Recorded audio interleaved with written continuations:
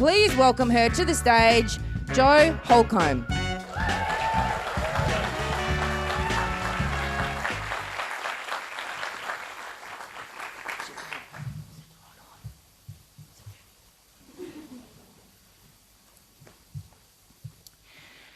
So I'm standing in a hotel room at the Park Hyatt in Sydney. It's one of those really fancy ones that overlooks the Harbour Bridge. There is this huge poster of an Antarctic landscape on the wall. It's snowy and it's dusk.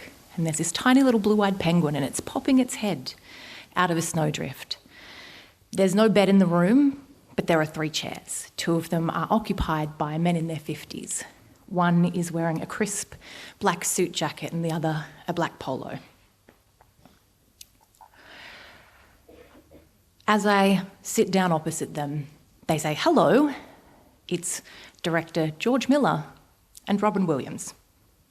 The Robin Williams, Mrs. Doubtfire, Genie and Aladdin, the captain, my captain. I am 26. My palms are sweaty, my pits are sweaty, and I am working my arse off not to show it. Welcome to the press junket for Happy Feet 2. I am here to talk to them about a penguin whose son is too scared and ashamed to dance. I personally can't see how this film lost $40 million at the box office and cost George Miller his studios. I mean, I loved it, as I loved pretty much everything that Robin Williams did.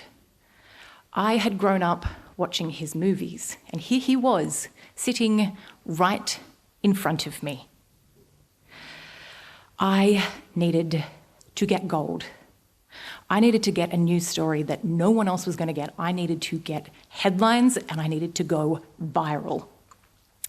Something that they don't tell you about press junkets in Australia, you get 5 to 10 minutes of one-on-one time with some of Hollywood's biggest names.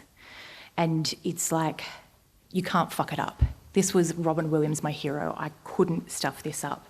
But in Australia, you're generally the last stop on a month-long press tour that involves so many hotel rooms, so many reporters, so many press conferences, and that's every single day, that by the time they get to you, they are like kind of tired of hearing the same question 36 times in one day.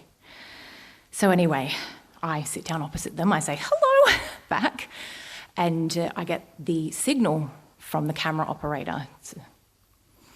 And by the way, because this is clearly pre-COVID, there are 2 camera operators in this room, plus a sound recordist, plus multiple PR managers, plus the 3 of us, and we are all crammed into this hotel room, and we're away. I ask my first question. It's fine. No gold. I ask my second question. It's a little bit warmer. There's a touch of character acting from Robin, but still no gold. Questions 3 and 4 pass in much the same way, and I am staring down the barrel of failure. I do not have the Robin Williams of my childhood films that lights the screen on fire. I have Robin Williams in this vaguely disinterested, slightly cold, rehearsed way. My childhood hero is no hero.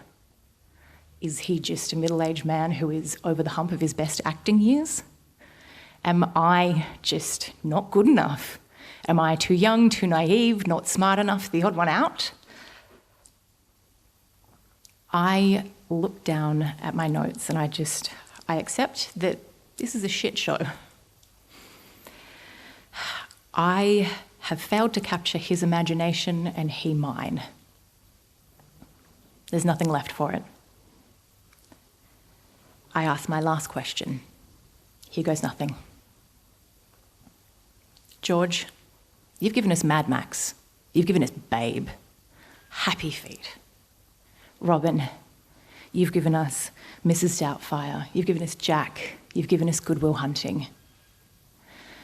Given you both have had such prolific careers, where do you see yourselves in 10 years' time? And it's it. That is the question that unlocks Robin Williams. the Robin Williams of my childhood movies. I am sitting witness to a front row 3-minute stream of consciousness show from Robin Williams. He gives me Space Odyssey, he gives me Kookaburra Sits in the Old Gum Tree, he gives me Mork and Mindy, he gives me gold. I bear witness to the once-in-a-generation talent that is Robin Williams. And just like that, it's over. The genie is back in the bottle. We wrap. I say, thank you. I'm handed my tapes. Hello, 2011. And I walk out of the hotel. And I'm heading back to my office in this kind of daze. And I'm just like, holy shit, did that really happen? So I walk into my office. I sit down at my desk and I get a call on the landline. It's Sean, one of the camera operators. He's tracked me down. In my head, I'm like, fuck, what did I forget? No, I didn't forget anything. Sean has rung me, has tracked me down specifically to tell me that no one else that day got that version of Robin Williams but me. Me, 26-year-old, little old, fuck up me. So anyway, time passes. I keep up my work in entertainment. It's the 11th of August 2014.